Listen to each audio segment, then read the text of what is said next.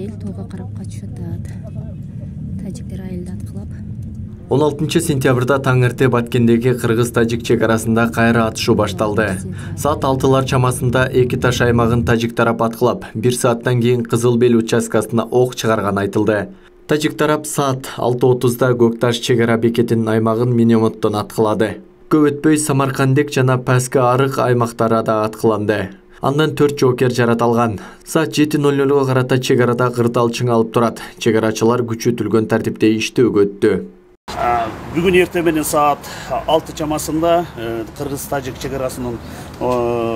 чегарасында эки тараптуу ок атуулар башталып, тез аранын ичинде тажик тараптан бүт Кыргыз-тажик тилкелеринин бүт барлык жерлеринен атуулар башталды. Буну мен азыр агрессия деп санаймын. Анткени биз күтпөгөн жерден дагы атып жатат.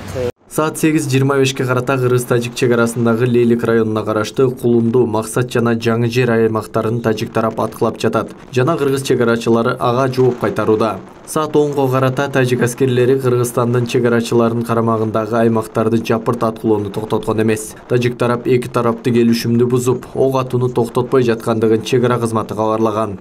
Биз тараптан дагы бүт чаралар колдонулуп жатат. Азыркы учурда ок атуулар токтолду элек.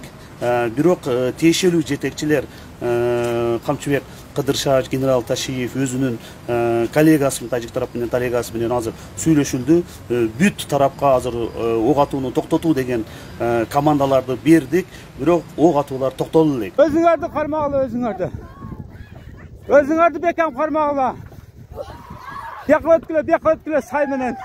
Лейлик районундагы Тажикстан менен чектеш Жаңы Жер айыл аймагынын бардык айылдарынан, Максат айылынан, Кулунду айыл аймагынан элди коопсуз жактарга эвакуациялоо иши саат 8-ден тарта башталган. Өзгөчө кырдаалдар министрлиги тараткан маалыматка ылайык Баткен облусунун аймагында бир нече убактылуу жайгаштыруу пункттары ачылып, калкты кооптуу аймактарга эвакуациялоо уюштурулууда. Аксай, Самаркандек, Актатыр айылдарынан Рават айылына 10 миңдеген адам эвакуацияланды. Чегарага жакын жайгашкан айылдардан элдерин бүгүнкү күндө чыгарып жатабыз. Албетте алар өзүнүн машиналары менен чыгарып жатат. Ошону менен бирге өзгөчө кырдаал министрлигинин бул жердеги кызматкерлери дагы чыгарып жатат. Азыр эрте менен биздин планыбыз боюнча мэрия, район, ошону менен бирге областтын тиешелүү жетекчилери бул жердеги ашканаларды, ресторандарды, чайханаларды баарын даярдап, ошолорго эвакуация болгондорго жардам берүү планы боюнча биз иштеп жатабыз. Алардын жайлары баары даяр. Улуттук коопсуздук комитетинин чек ара кызматы саат 14:00 карата Кыргыз-тажик чек арасындагы кырдаал чыңалуу бойдон турганын кабарлады. Тажик аскерлери Баткен районуна карашты Достук айылындагы мектептин имаратын ээлеп алды. Тажик тарап калк жашаган конуштарды аткылап жаткандыктан ага жооп кайтарылып жатат деп маалымдаган. Mana bayraqi Tojikiston basho, maktabi Qirg'iz. Tojikiston bapesh! Bapesh! Баткен шаарынын борбор көчөлөрүнүн бирөөсү азыр бул жактан Тажикстан чек арага оор техникаларды тартып, артиллериялык пулеметтор менен аткылап баштаган. Тажик тараптын чабуулу Баткен шаарына да келген. Баткен шаарындагы аэропорттун айланасы жана шаар четиндеги имараттар жалпы ракеталык аткылоого кабылгандыгы маалымдалган. Ошондой эле шаардагы жарандык объектилер талкалангандыгы да айтылган.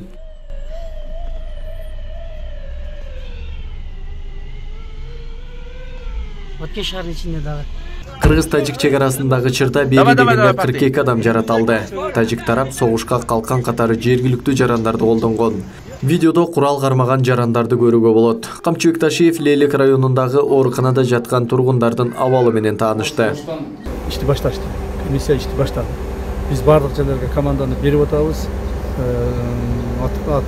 Атышканды токтотуу боюнча команданы бердик. Ошондо дагы бир жолу ошол телевидениеден дагы азыр айтып коеюн. Биздин граждандарыбыз, жарандарыбыз тынчсызданбасын. Чек арадагы жаңжалга байланыштуу Кыргызстандын Тышкы иштер министрлиги тажик тараптын мыйзамсыз аракетине байланыштуу нааразычылык нотасын тапшырды.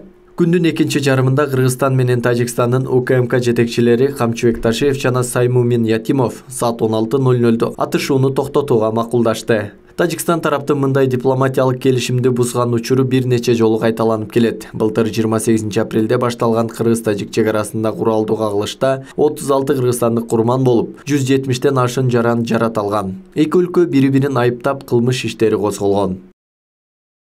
Исак Туратбеков, Белек Мусаев, Ош ТВ.